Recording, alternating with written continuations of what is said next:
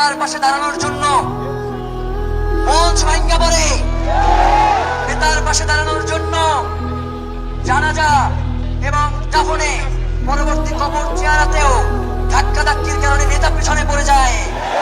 এইখানে এতগুলো মানুষ যারা শুধু এই মাইকে যেই কথা হচ্ছে সেই কথা তারা পালন করতেছে, আর আপনারা তাদেরকে মব স্টার বলেন, থাপড়াইয়া দাঁত ফলাইয়া দেব। যারা আমাদের ভাইদেরকে হত্যা করেছে তাদেরকে কারা জামিন দিয়েছে আমরা জানি।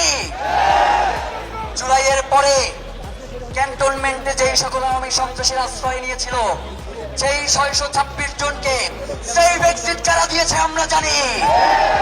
জুলাই পরবর্তী সময়ে এই জুলাইকে কারা বিক্রি করেছে আমরা জানি। শহীদ ওসমান হাদির হত্যার বিচার না হওয়া পর্যন্ত এই রাজপথ ছেড়ে আমরা কোথাও যাব না।